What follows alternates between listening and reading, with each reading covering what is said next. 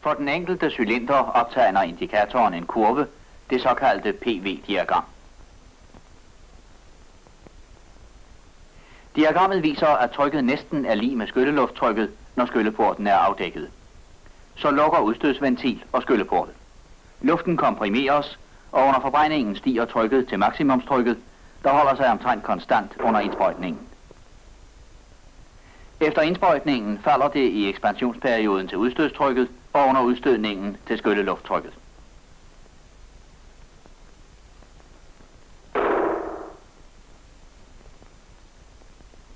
Skylning, kompression, forbrænding, ekspansion, udstødning og igen skylning.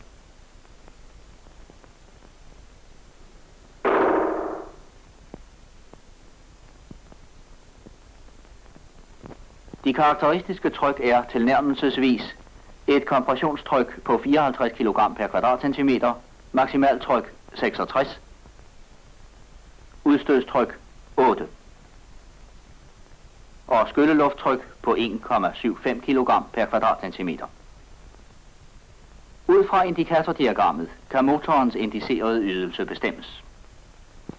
I en tilfældig stilling af stemplet under kompressionslaget er der et vist tryk, P, på stempeltoppen.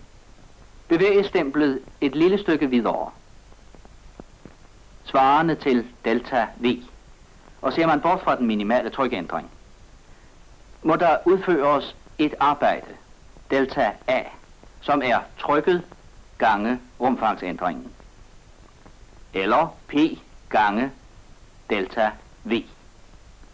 Dette arbejde er repræsenteret ved arealet under kompressionslinjen på strækningen delta V, og det samme gælder for hvert enkelt lille stykke af kompressionskurven.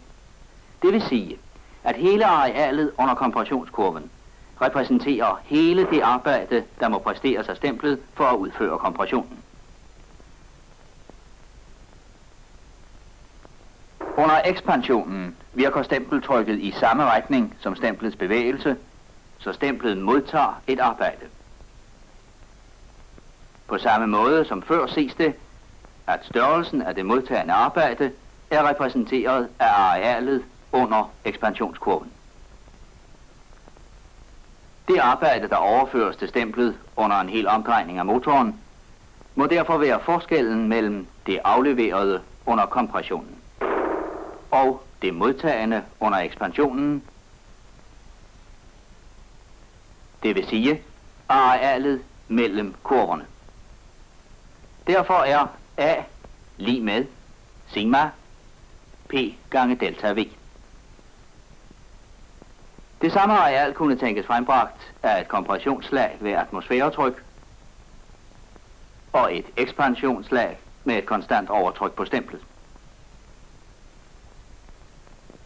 Dette konstante overtryk, PI, det indicerede middeltryk, kan bestemmes, så man får samme areal som i det virkelige diagram. I effektberegningerne er det en fordel kun at skulle regne med et konstant PI under ekspansionslaget, i stedet for med de virkelige varierende tryk i både kompressions- og ekspansionslag.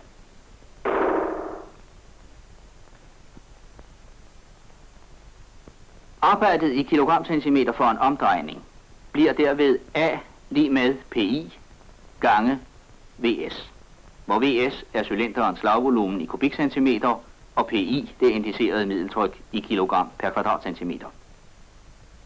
Der er et arbejdslag for hver omdrejning. Så ganger man med omdrejningstallet per sekund, en 60. dele. Findes arbejdet i kilogramcentimeter per sekund, det vil sige effekten. I stedet for VS indføres arealet af stemplet gange slaglængden. Det vil sige pi fjerdedele gange d i anden gange s i kubikcentimeter. For at få effekten i hestekræfter må der divideres med 7500, og man har dermed ligningen til beregning af den udviklede hestekraft i hver af motorens cylinder. For at tage et eksempel. En motor med PI på 9,5 kg per kvadratcentimeter, stempeldiameter 84 cm, slaglængde 180 cm og omdrejningstal 110 omdrejninger per minut, vil udvikle en hestekraft, der er lig med 2.300. Den største kraft, der virker på stemplet, er det største forbrændingstryk minus atmosfæretrykket på stemplets underside, ganget med stempelarealet. Eller 65 gange pi fjerdedele gange 84 i anden. Det giver 360.000 kilo. Indikatordiagrammet kan også danne grundlag for beregning af temperaturerne i cylinderen. Lige efter skylningen ved kompressionens begyndelse er temperaturen T0, volumenet V0 og trykket P0. Fra varmelæren ved man, at trykket gange rumfanget divideret med temperaturen er konstant for den afgrænsede luftmængde, som findes i cylinderen, så længe ventilen og skylleportene er lukkede.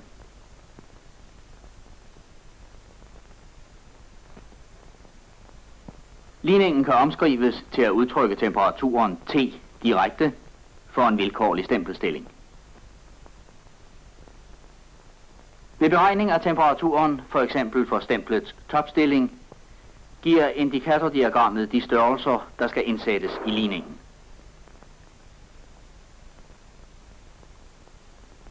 Indsættes begyndelsestemperaturen 350 grader Kelvin, begyndelsestrykket 1,75 kg per kvadratcentimeter, begyndelsesvolumenet 950 liter, trykket i topstillingen 54 kg per kvadratcentimeter og kompressionsvolumenet 78 liter, findes temperaturen til 890 grader Kelvin. Den højeste temperatur opstår ved forbrændingens ophør og beregnes til 1900 grader Kelvin. På den måde kan hele temperaturkurven udregnes lige til udblæsningsventilen åbner.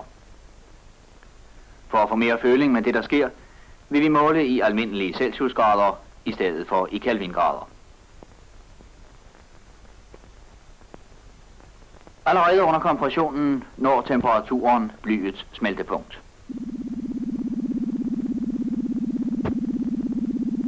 Under den første del af forbrændingen når temperaturen aluminiets smeltepunkt.